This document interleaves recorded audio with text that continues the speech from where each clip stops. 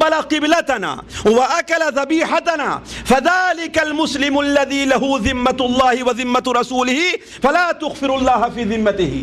جو شہادتین کے اقرار کے بعد ہماری نماز پڑھتا ہے، ہمارے قبلے کی طرف متوجہ ہوتا ہے، ہمارا ذبیحہ کھاتا ہے، یہ وہ مسلمان ہے جسے اللہ اور اس کے رسول کی اس کے اوپر اب ذمہ و ذمہ داری ہے۔ اس لیے تم لوگ بلا کسی وجہ کے اللہ کے ذمے اور اس کی ذمہ داری کو ضائع نہ کرو۔ شیخ الاسلام ابن تیمیہ رحمہ اللہ بیان فرماتے ہیں کسی کے لیے یہ جائز نہیں ہے کہ کسی مسلمان کو کافر قرار دے اگرچہ اس سے غلطی ہو جائے یا وہ کسی خطا کا ارتکاب کرے، یہاں تک کہ اس پر حجت قائم ہو جائے اور حقیقت واضح ہو جائے۔ کیوں؟ اس لیے کہ جس کا اسلام یقین سے ثابت ہوگا وہ شک سے زائل نہ ہوگا، بلکہ حجت کے قیام اور شبہے کا ازالہ ضروری ہے۔ ابھی اس کی میں تھوڑی سی وضاحت کروں گا۔ تیسری بات، آپ اس پر بھی غور کر لیں کہ یہ کوئی ضروری نہیں ہے کہ ہر وہ شخص جو ایک بار مسلمان ہو گیا وہ دوبارہ کافر نہیں ہو سکتا۔ یہ کوئی ضروری نہیں ہے۔ جو شخص ایک بار لا الہ الا اللہ محمد رسول اللہ کے اقرار کر کے مسلمان ہو جائے، کوئی ضروری نہیں کہ اب دوبارہ وہ کبھی کافر ہو ہی نہیں سکتا۔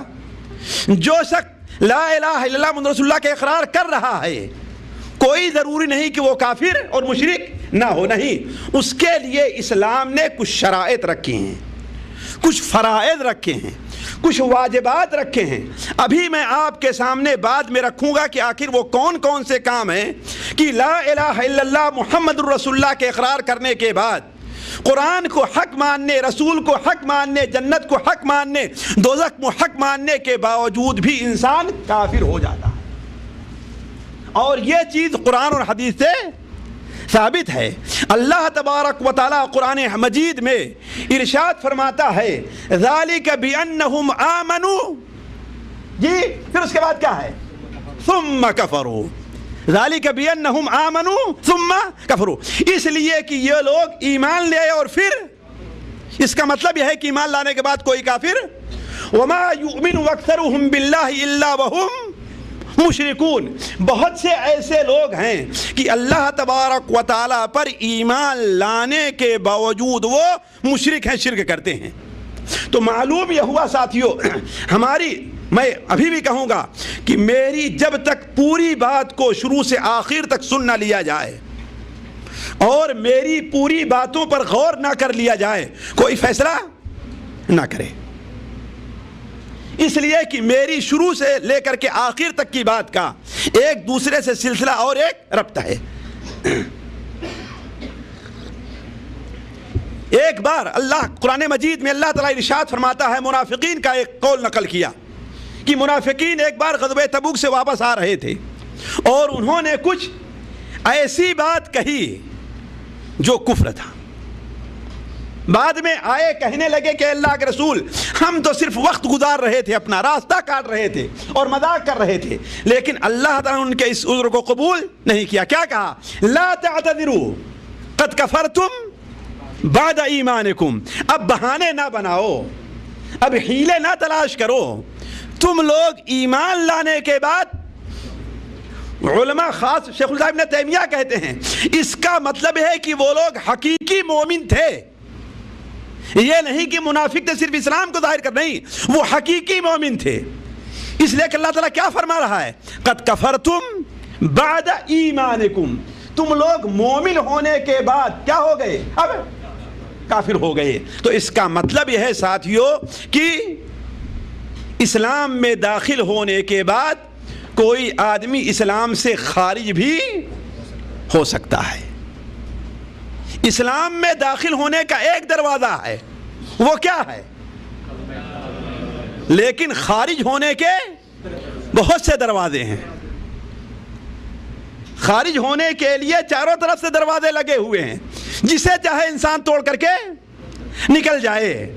تو یہ کوئی ضروری نہیں کہ جو انسان مسلمان ہو جائے وہ دوبارہ کافر نہ ہو۔ شیخ الاسلام محمد بن عبد الوہاب رحمہ اللہ نے ایک چھوٹا سا مختصر سا لیکن بڑا مفید رسالہ لکھا ہے، اور میں اس رسالے کی شرح کر رہا تھا جس میں سے 5 کی شرح کر چکا رہا ہوں، اور تقریباً یہ 5 کی شرح کم سے کم 2500 3000 صفحے میں ہوگی، 3000 صفحے میں ہوگی، 2500 صفحے میں یا 3000 صفحے، اور 5 ابھی باقی ہے۔ وہ کیا ہے؟ پہلی چیز اللہ تعالیٰ کے ساتھ شرک کرنا، دوسری چیز اللہ تعالیٰ اور بندوں کے بیچ میں ایسا وسیلہ لینا کہ اللہ کو چھوڑ کر کے انہیں ہی پکارا جانے لگے، تیسری چیز مشرکین کو مشرک نہ کہنا یا ان کے شرک میں شک کرنا یا ان کے مذہب کو صحیح سمجھنا، چوتھی چیز نبی کریم، غور کریں گے، نبی کریم صلی اللہ علیہ وسلم کی لائی ہوئی کسی بات کو ناپسند کرنا، آپ کی لائی ہوئی حتیٰ کہ مسواک کو بھی اگر کوئی ناپسند کرتا ہے، بعد اس کے کہ معلوم ہو جائے کہ مسواک اللہ کے رسول کی سنت ہے، تو یہ چیز بھی کیا ہے؟ کفر میں داخل ہے۔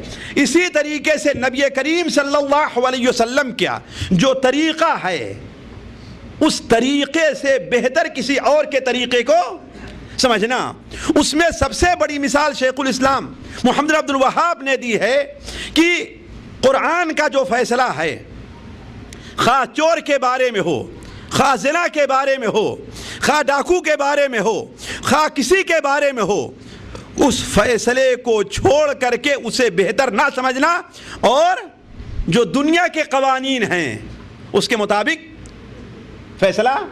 مثال کے طور پر اسلام کا یہ قانون ہے کہ اگر عورت کو اس کا شوہر طلاق دے دیتا ہے تو اگر طلاق رجعی ہے یا وہ حمل سے ہے تو اسے نفقہ اور سکنا کا حق حاصل ہے، اور اگر طلاق بائنہ ہے تو اسے نفقہ اور سکنا کا حق حاصل نہیں ہے۔ لیکن ہمارے یہاں ہندوستان، پاکستان یا دوسری جگہوں پر جو کورٹ ہیں اس میں کیا ہے جی؟ وہ اس کے خلاف ہے نا۔ تو بہت سے لوگ جانتے ہیں کہ اگر کسی مولوی کے پاس گئے تو ہماری بہن کو، ہماری بیٹی کو صرف کیا ملنے والا؟ اس کی مہر ملے گی، بس اور کچھ نہیں ملے گا۔ اسی لیے وہاں چھوڑ کر کہاں جاتے ہیں؟ یہ چیز کیا ہے ساتھیوں؟ کفر ہے، مذہب سے خارج کر دینے والی یہ چیز ہے۔ اسی طریقے سے دین کا اور اس پر مترتب ثواب کا مذاق اڑانا، مسواک کا مذاق اڑانا، عورت کے پردے کا مذاق اڑانا، داڑھی کا مذاق اڑانا، قرآن مجید کی کسی حکم کا یا کسی آیت کا مذاق اڑانا، یہ ایسا کفر ہے جو بہت عام ہے۔ جادو کرنا یا اس پر راضی ہونا، مسلمانوں کے خلاف مشرکین کی مدد کرنا، یہ عقیدہ رکھنا کہ دین محمدی پر بعض لوگوں کو عمل کرنے کی ضرورت نہیں ہے یا ان کو اس سے فرصت ہے، جیسا کہ لوگ سمجھتے ہیں کہ بہت سے صوفی اور بزرگ جو رہتے ہیں اب انہیں نماز وغیرہ پڑھنے کی ضرورت نہیں ہے، وہ عورت کے ساتھ غیر محرم اور ساتھ خلوت کے اندر بیٹھیں پھر بھی ان کے لیے یہ جائز سمجھا جاتا ہے، جبکہ یہ چیز کیا ہے؟ ناجائز اور حرام، بلکہ اسلام سے خارج کر دینے والی ہے۔